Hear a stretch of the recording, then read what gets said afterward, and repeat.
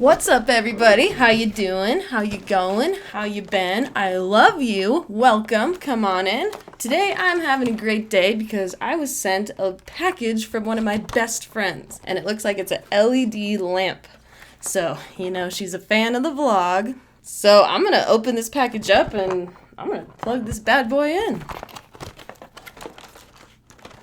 Let's see. Oh. If you're losing your mind and you want to see the tutorial, you don't want to see this, timestamp below. Don't worry. What? It needs batteries and to plug in? Oh, no. One or the other. One or the other. Oh, look at that. That's so cool. And it comes with... This is the note that I thought never came with it. She said that it came with a note and I didn't see it, so I didn't know who gave it to me at first. But there it is. Can you see that? It's so cute. Thank you, Rachel. And it's a planet. Oh my gosh. Where should I put this? Let me go get some tacks. And it also comes with... I don't know what this is. It looks like some type of light addition to it. I know you want to see me struggle with this now.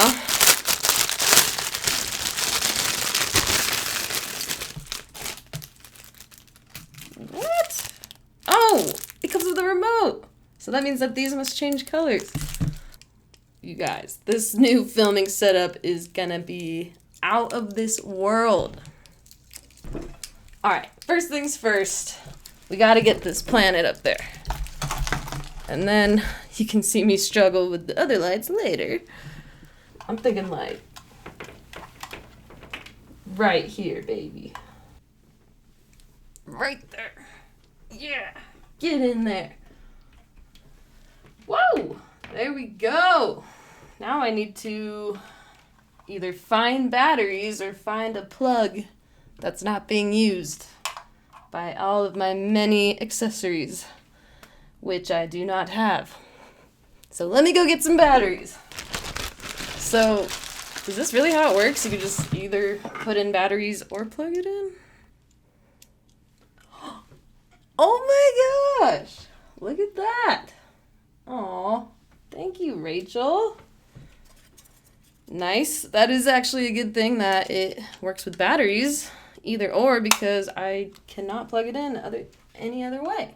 It looks so cool on the camera. I just checked. Oh my gosh. Another addition to the family. And now I still kind of want to figure out these lights. Oh. Okay. Now we have a cat in the mix too. That's cool. Okay. Let's go. Why am I out of breath right now? We're almost there. I'm literally sweating right now. Oh my gosh. Whew. I just realized that you guys can't even see what I'm doing, so let me show you real fast. I'm hanging up these lights. See these lights? I've been hanging them up, putting them around the corner. Totally out of breath. One eternity later. Alright. I spent more than half an hour trying to set up these lights. Got nothing done as far as the actual video goes. Got a cut on my finger in the process. And I have 3 mosquito bites on my forehead. I've never been more ready in my life. Shouldn't have touched those. Now they itch. Let's get started before my forehead gets progressively more red and itchy.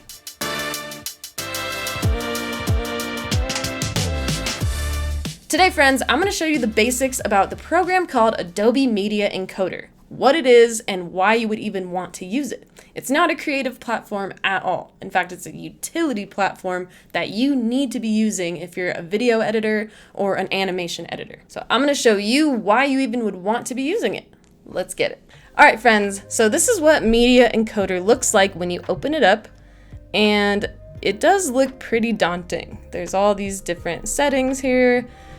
There's all these different sources to choose from in this queue area, but don't worry. all of the work that you're going to be doing within Media Encoder is actually done outside of Media Encoder. Totally confused now? Perfect. We are on the right track. No, I'm totally kidding. Let me show you before I scare you away. It's actually very, very simple. So let's say that we are editing a video in Premiere Pro. This is my last week's vlog. You probably recognize this. And we've completely edited the video and we're ready to export the video. You're probably used to going up to File, Export Media. You select your settings, wherever it'll go. Select the folder, name it. We'll just keep it, save. And then you're used to probably just hitting export right here. Export immediately with current settings. And that'll bring up this window. And it'll take forever to export this file and you won't be able to do anything with Premiere Pro until it's done. We're not going to do that. We're going to cancel that. So instead, when you have Media Encoder downloaded, you actually have this option to queue right here. So let's queue it up and it's going to immediately pull this file right into Media Encoder. And it's processing it and it'll pop up with something like this. So you'll have your name of the file and you can actually change your output settings from right here before you even encode it at all. And it comes up with this window. You can change where it goes, change the name if we want, and save. And it'll change the name immediately. We can even change our export settings right here. It'll pop up the same exact window from Premiere Pro and we can fiddle with anything we need to. But make sure you're doing all of these changes and settings before you actually come over here and hit play. Once you hit play, then it will start encoding. And you're probably thinking, why would I want that? I could just do that from Premiere Pro. Well, the great thing about this is that when you play, it'll start encoding your file and you can even close Premiere Pro completely and it's still encoding. So you can switch between After Effects, Premiere Pro, and you can load up all your files into this queue and you can just have them encoding in the background while you're working on other files. Isn't that great? So you'll see it encoding with this bar right here and down here as well. You'll see your little video playing and the status bar. And honestly, it may just be my computer or the type of footage I'm working with, 4K, but when I encode stuff, it kind of takes up a lot of my resources, so my computer starts running super slow and it's annoying, but it's also a great thing because then I can be encoding multiple different programs worth of stuff. I can have Premiere Pro encoding and After Effects encoding, and it's all just encoding on one platform, so it takes less time than it would if you were just doing it straight from After Effects or Premiere Pro. But Media Encoder is also great because if you're encoding a bunch of stuff and your computer's taking forever to load or whatever and you need to do something, you can actually just come right up here and pause. And then your computer will be at maximum speed once again and you'll have your progress saved, and once you hit play again, it'll just keep encoding from the same spot. So that's really great feature that they have. So we'll pause that because we don't need that to encode. And if you just need this to disappear completely, you can't remove it once it's started encoding. So what you have to do is go up to the stop button, stop, and it will say you have chosen to stop the queue. Would you like to finish the current file before the queue stops? And we'll say no because we want to delete that. But you can say yes, and it will stop all the other queues in process. All the other queues in process, what am I talking about? I haven't showed you that yet. You can actually have multiple videos encoding at the same time. So let's just slap another video in here. Vlog 1. It's crazy. And we could Command M. Have this loaded up, ready to go. Queue. And look at that. We got item number 2 on our list. Let's go back. We need to encode some more videos. Let's say we have 10, okay, not 10. Let's do 5. 5 videos that we need to encode at the same time. So, wow, this is an extremely messy timeline. Oh my gosh. Command M, Q, boom. and they will all encode within the order that you put them in. And you can also move them if you want to change up the order. And now that we've stopped this, we'll just right click, remove to get rid of that. And let's queue up some more so you can see. Just picking random ones here. Oh, that's a video, not a sequence. Okay, Command M and Q. So boom, 3 videos that we can encode within one fell swoop. And the best part about this is that I don't need to babysit this. Once I hit play, it'll encode these videos, and once it finishes this one, it'll just go right to the next one, right to the next one. So the great thing about this is if you have a ton of files that you need to export and you load them all up, you can just hit play, leave your computer, go shop, go do something, go frisbee golf, whatever, and you can come back and they will all be exported. Well, hopefully, if they don't take forever like these videos do.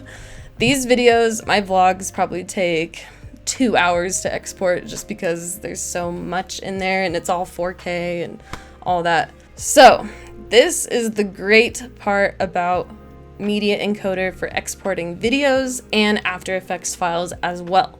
And like I said before, you can switch from Premiere Pro, load up your videos that you need to export, go straight to After Effects, close Premiere Pro, and then you could be working on After Effects while your videos are exporting in the background.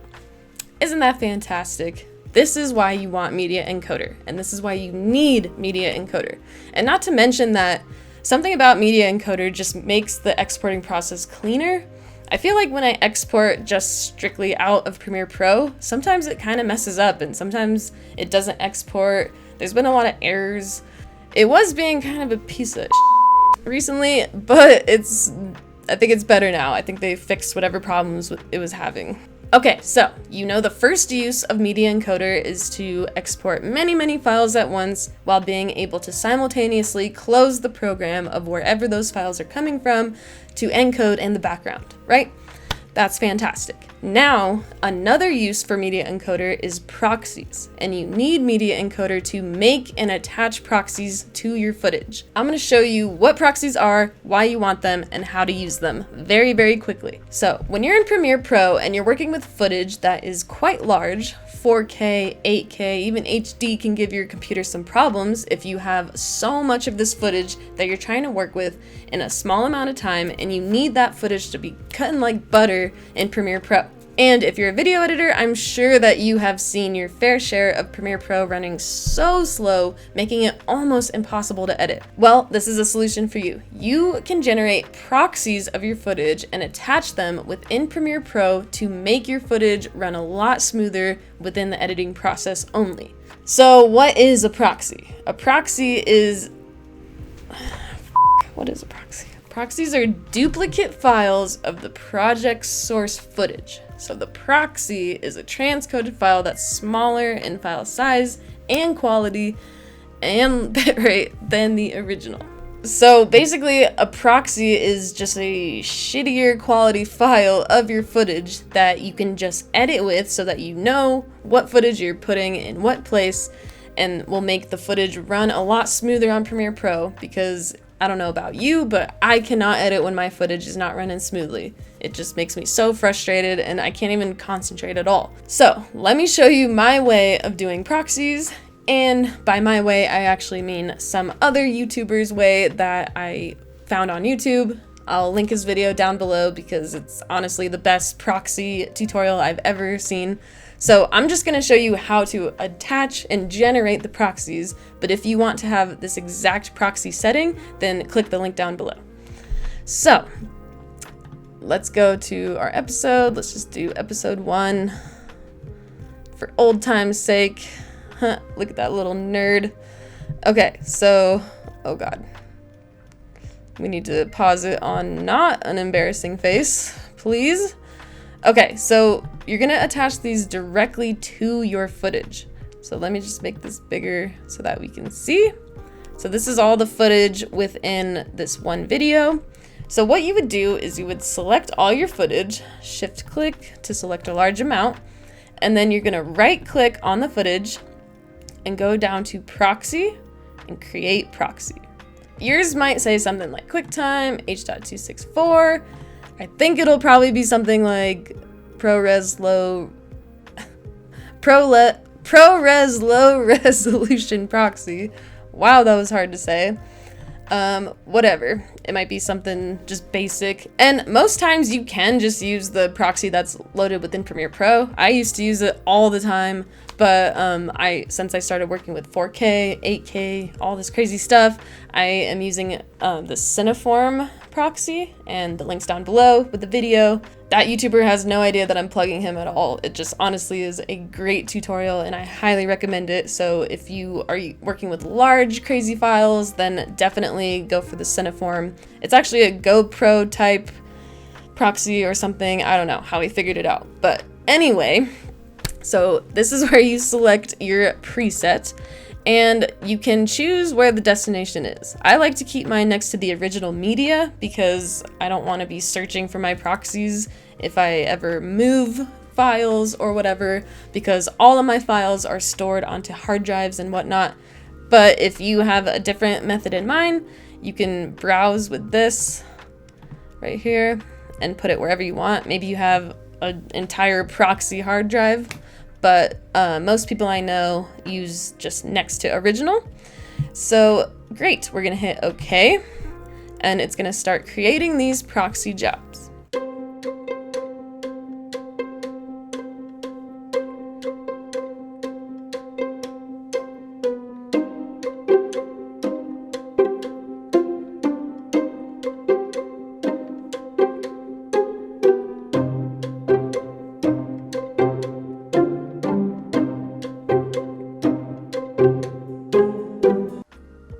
Okay, so now that it has done that, we go back to Media Encoder. And the weird thing about proxies is that once it loads up, they just automatically start going. But this is where the proxies are processed. So to make proxies, you need Media Encoder and Premiere Pro. It's kind of weird. But when you make your proxy preset, if you want to make your own preset, you have to actually make it within Media Encoder itself. And that's explained within the video that I'm linking down below. But if you don't want to do that, then you could just use the preset that already comes with Premiere Pro and you're good to go. Okay, I guess we'll just wait for these to finish processing because I need to show you the attachment process afterwards. But for you, it'll be like 5 seconds, but for me, it'll take an eternity. I swear, most of editing is just waiting for these types of processes to process. What even is this footage? Oh, this is the first time I ever tried to film my episode 1, and none of this footage actually got used. Isn't that funny? Oh, we're so close, we're so close! We're cooking with gas now, baby! Let's go, let's go! Woo! Alright, so now that we have processed our proxies, we can close Media Encoder, because they are right next to the footage within our folder.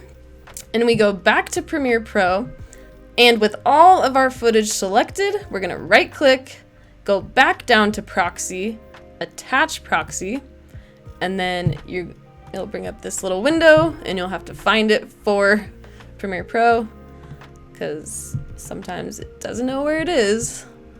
But why does this window look like this? Okay. Yep, that's it. Proxy. Boom. And you'll see within this footage, when we bring it into the sequence, it's not just gonna have the proxy activated right away. You actually have to go to this little toggle proxy button and click on that and make sure that it's highlighted, and then it will just cut smooth as butter.